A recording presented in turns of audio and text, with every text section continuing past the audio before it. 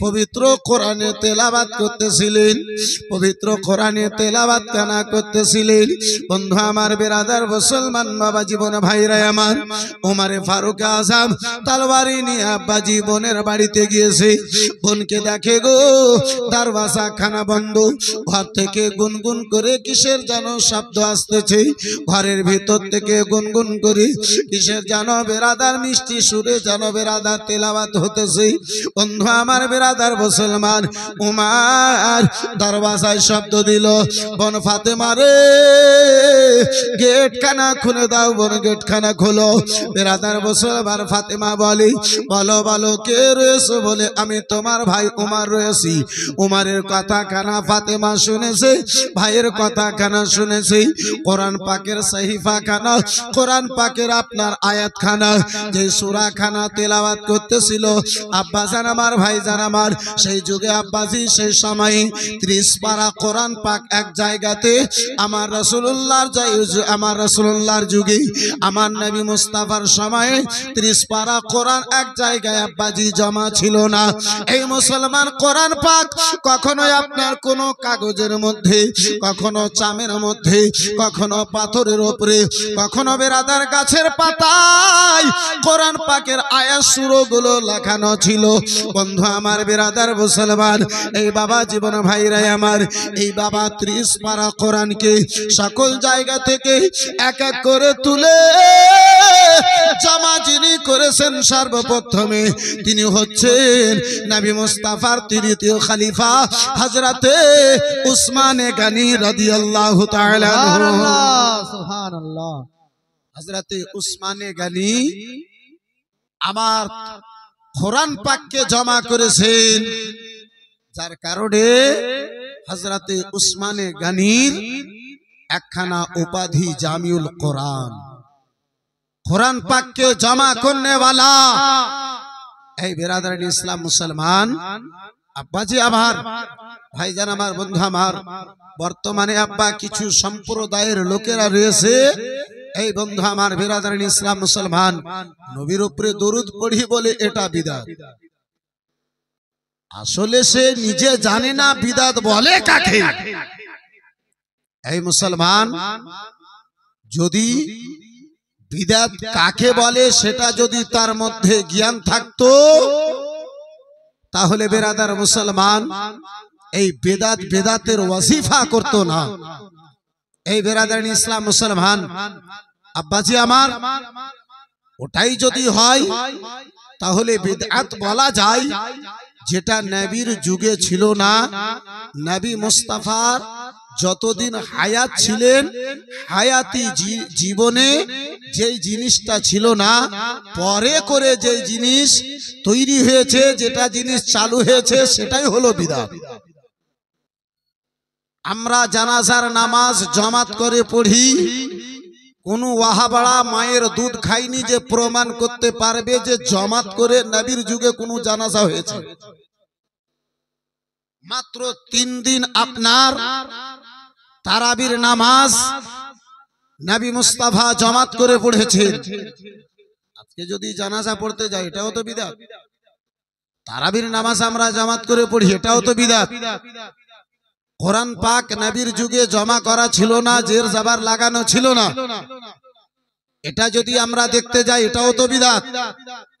রাসূলুল্লাহর যুগে কোনো হাদিস কিতাবের মতো হয়ে বর্তমানে আমাদের নিকটে যেই মতো এই মতো কিতাবী রূপে, বই রূপে কোনো হাদিস নবীর যুগে ছিল না।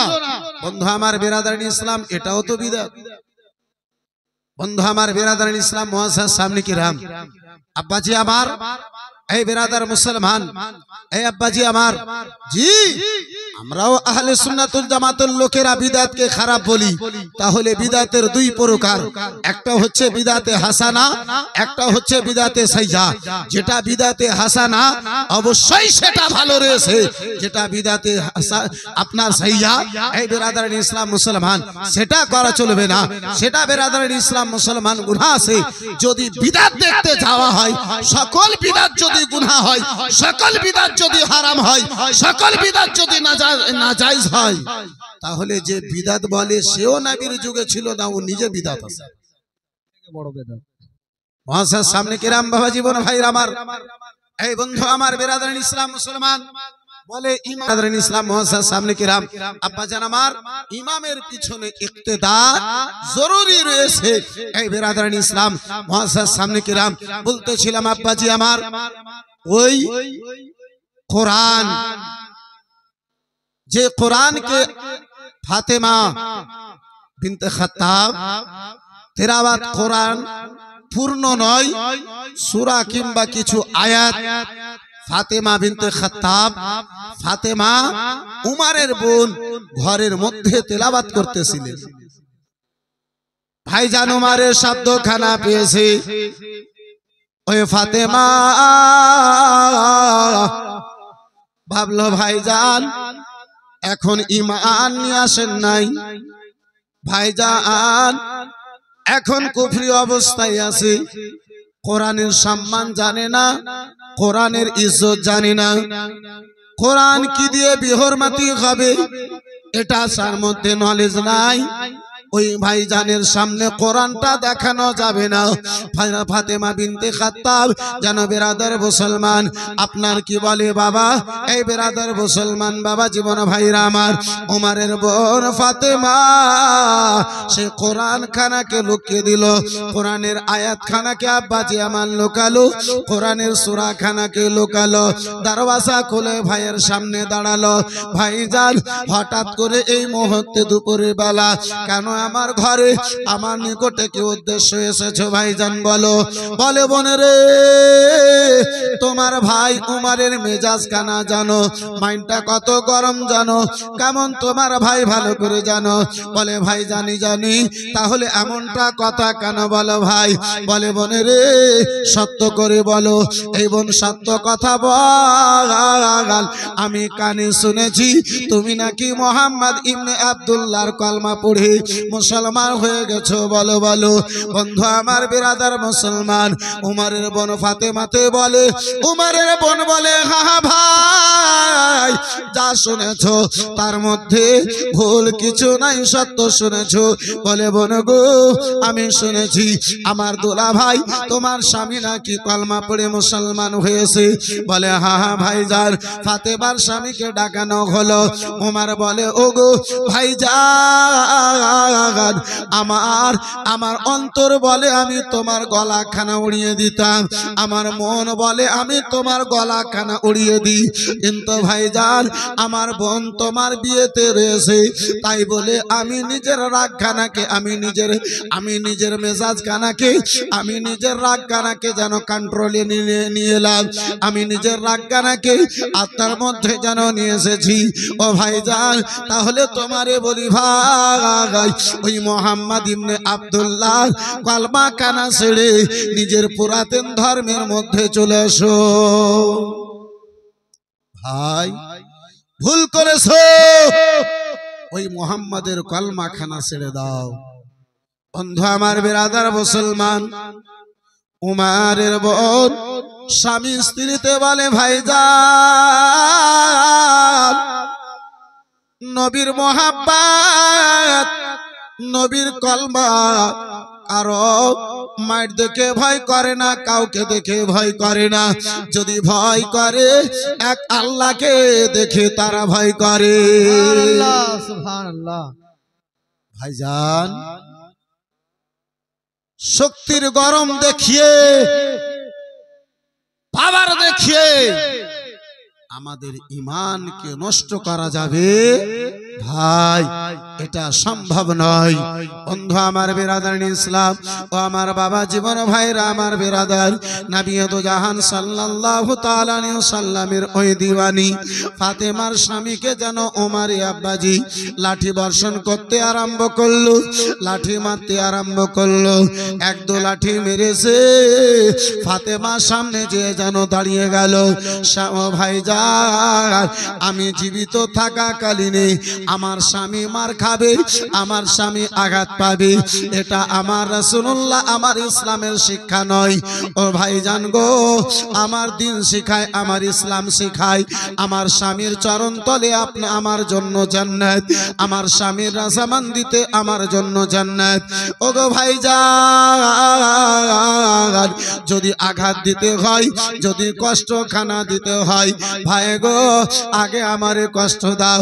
বলে বোনে রে আমার সামনে থেকে সরে যাও, সরে যাও। ও বোন আমার সামনে থেকে সরে যাও, ও বোন আমার সামনে থেকে সরে যাও।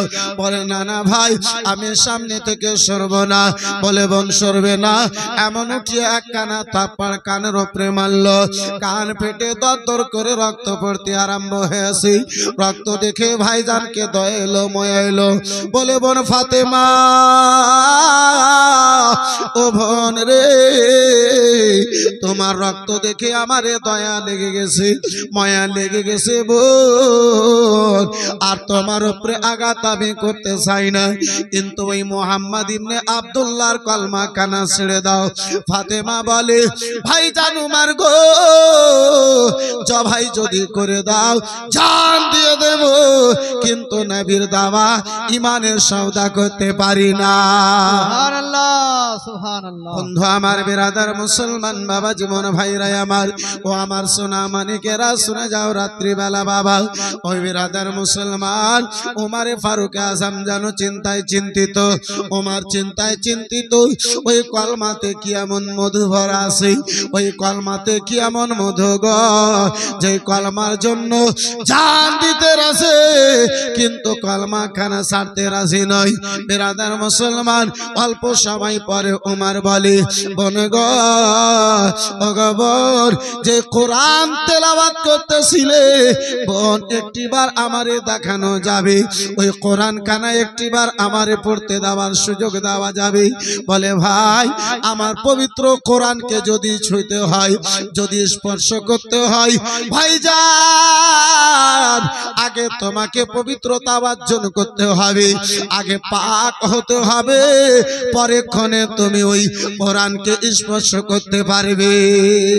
সুবহানাল্লাহ, সুবহানাল্লাহ। পবিত্র অবস্থায় ভাই ওই কোরআনকে হাত লাগানো যাবে না।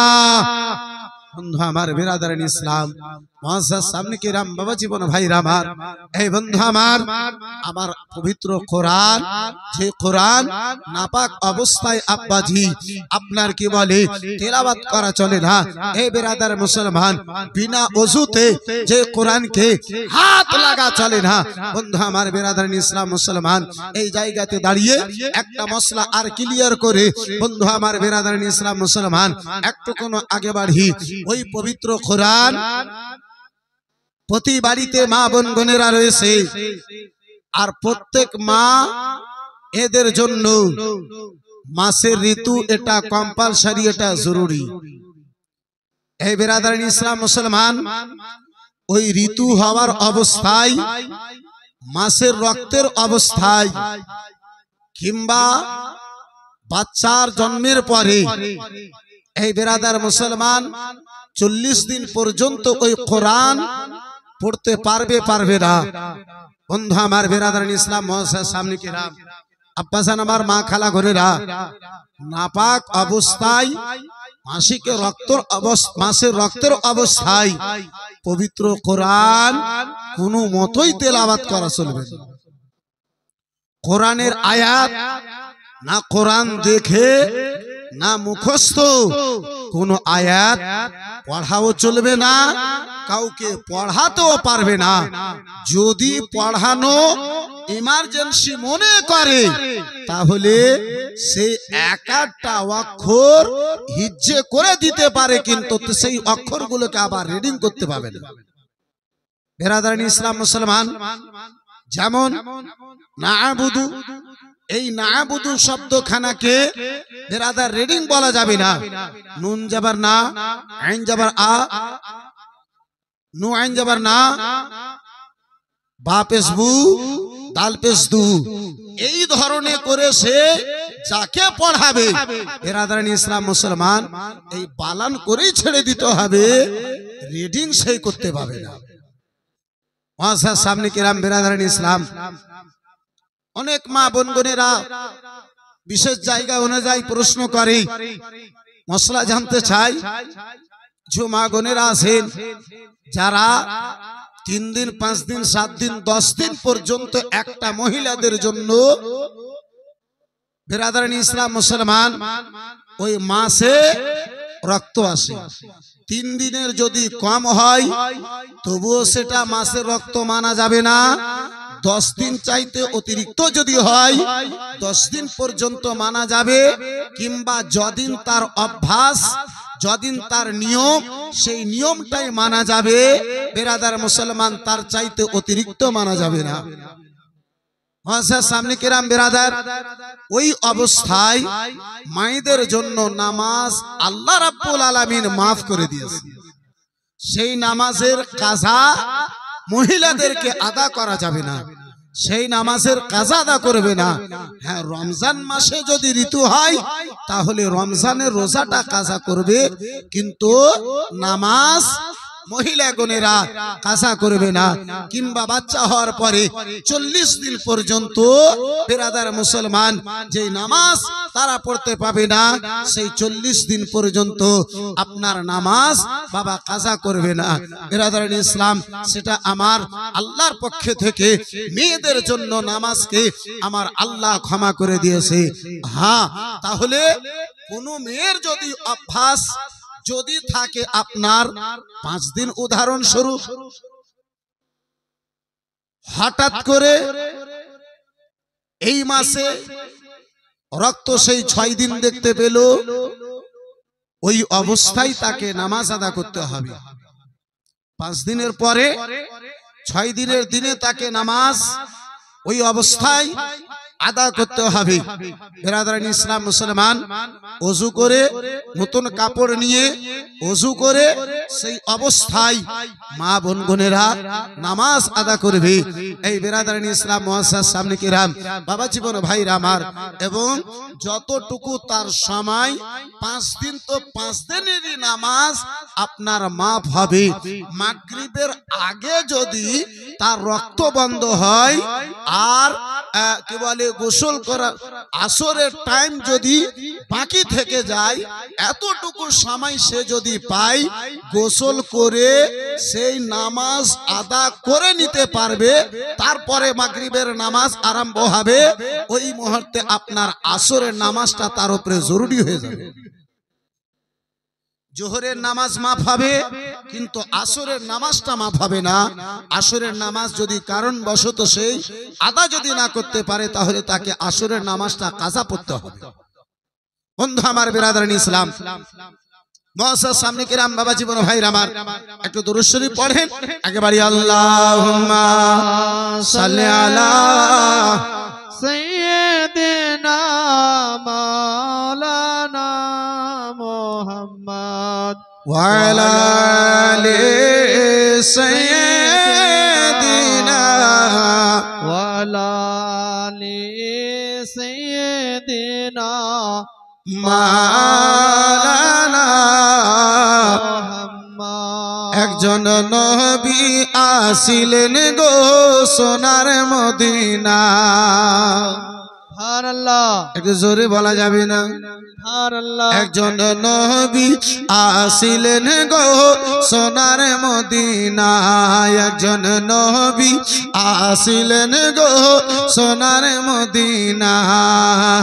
যার উপরে দরুদ পড়ে, যার উপরে দরুদ পড়ে খুদে রাব্বানা, একজন নবী আসিলেন গো সোনার মদিনা, একজন নবী আসিলেন গো সোনার মদিনা। যদি পারো এই ছন্দখানা আমার সঙ্গে বলো, ইনশাআল্লাহ ভালো লাগবে।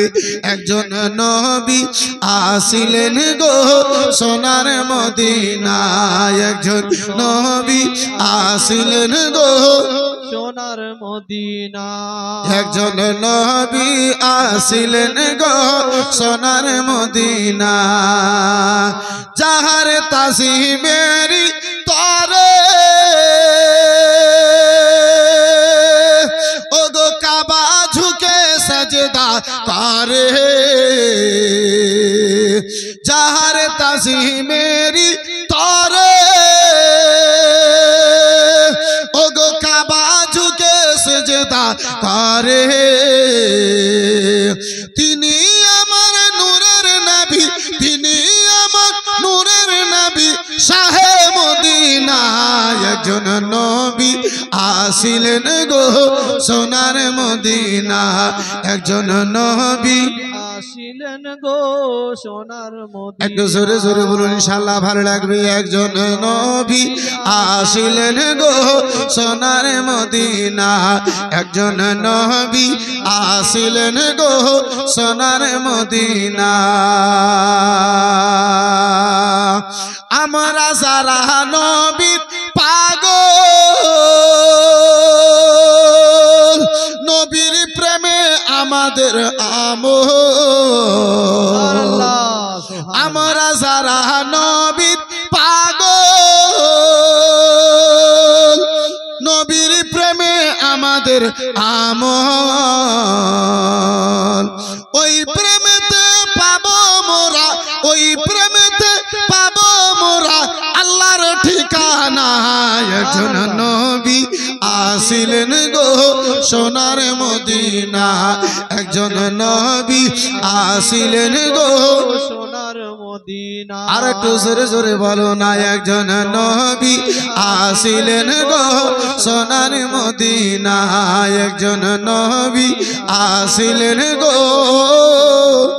সোনার মদিনা যারে দেখে রবি শোষে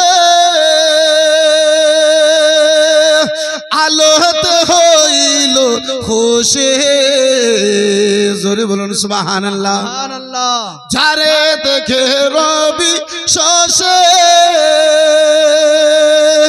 আলোতে হইল খুশি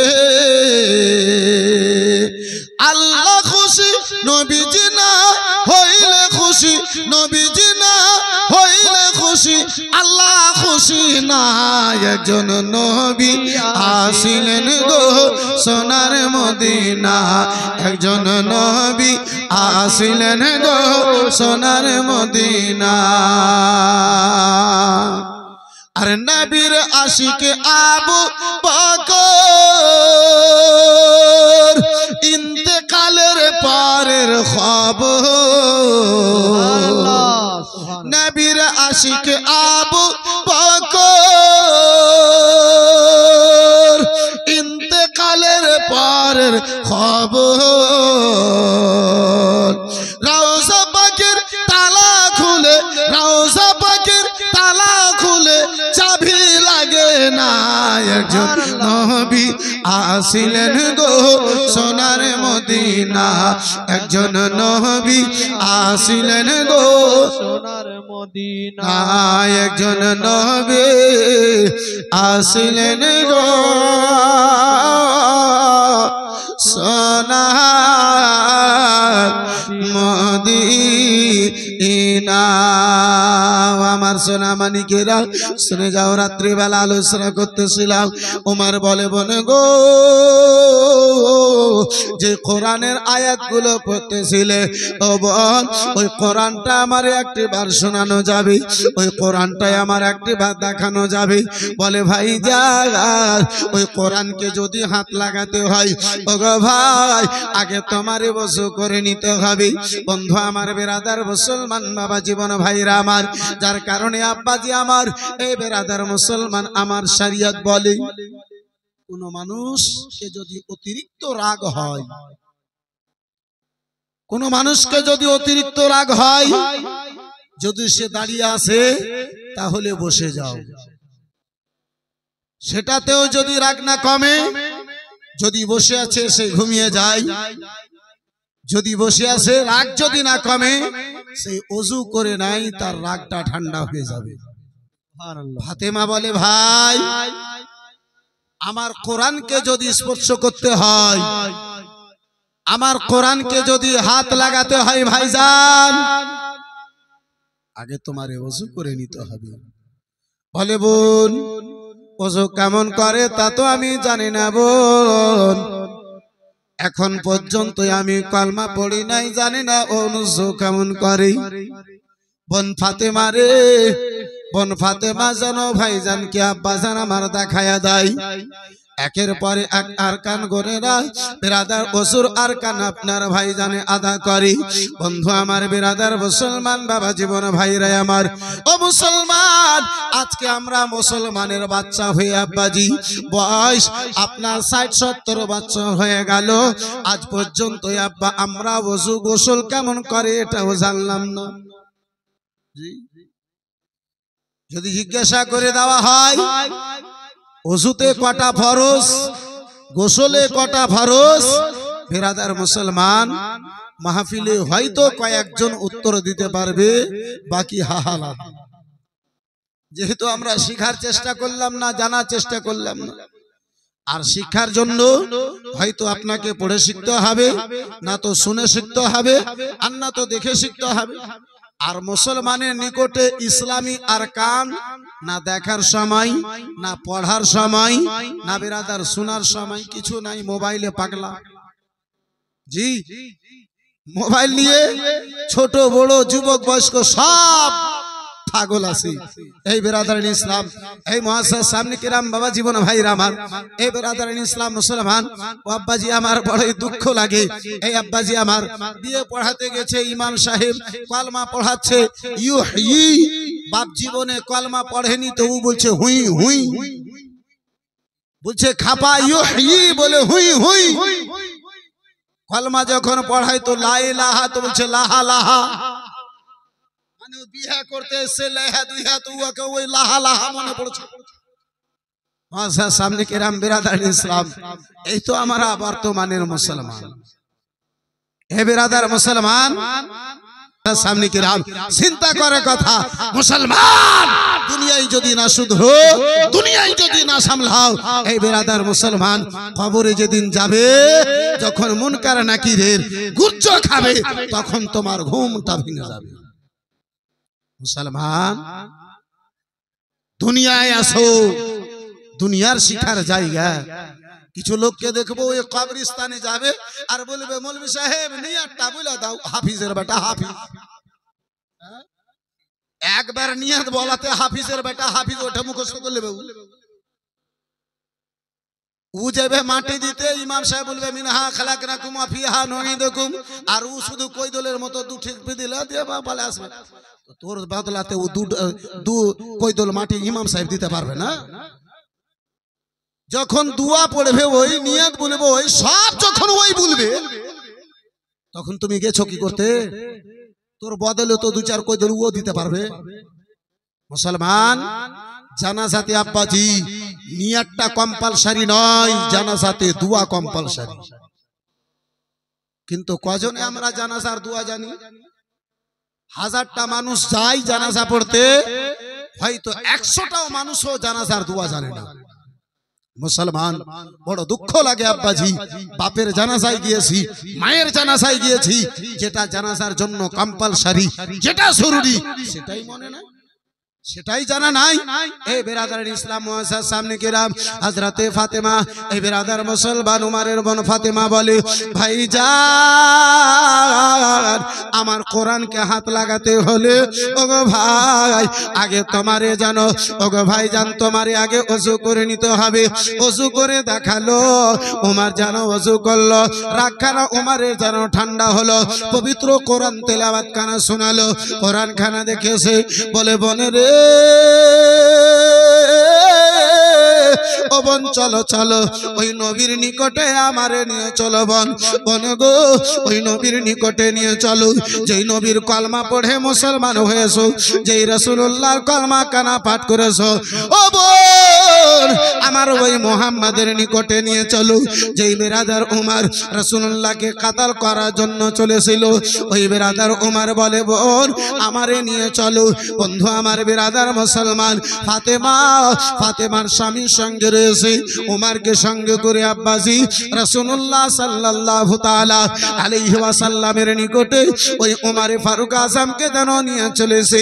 ঘরের ভিতর থেকে বেরাদার মুসলমান ছিদ্র থেকে দেখতে পাই দরওয়াজায় যখন শব্দ দেওয়া হয়েছে, বেরাদার মুসলমান সাহাবায়ে কেরামগণেরা ঘরের ছিদ্র থেকে দেখে উমরের হাতে তলোয়ার, উমর যেন তলোয়ার নিয়ে হাজির হয়েছে। বলে, ইয়া রাসূলুল্লাহ, নবী গো,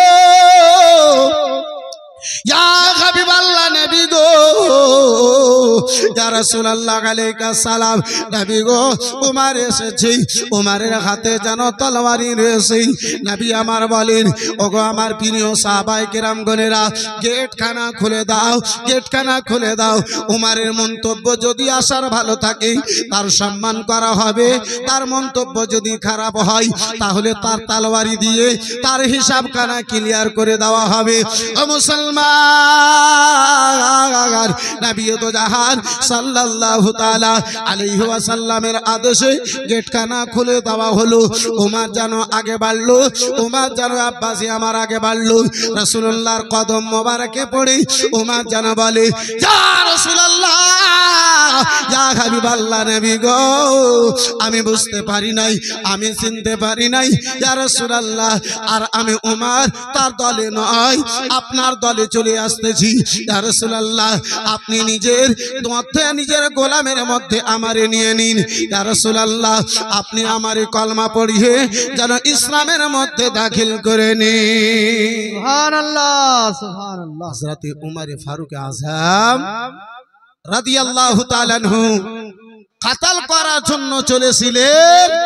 আব্বাজি আমার বেরাদার মুসলমান, এই বাবা জীবন ভাইরা আমার, সে উমর নিজেকে কুফরি থেকে কাতাল করে বেরাদার এই মুসলমান নবীর প্রেমিক হয়ে গেছে।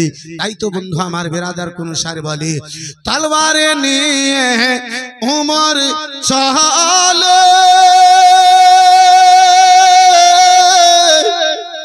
নবীর মাথা কাটব বলে, তলবারে নিয়ে উমর চলো, নবীর মাথা কাটব বলে। কোরআন শুনে রওশন হলো, কোরআন শুনে রওশন হলো, পড়লো সাল্লে আলা আমার নবী কেমনে ওয়ালা, আমার কালা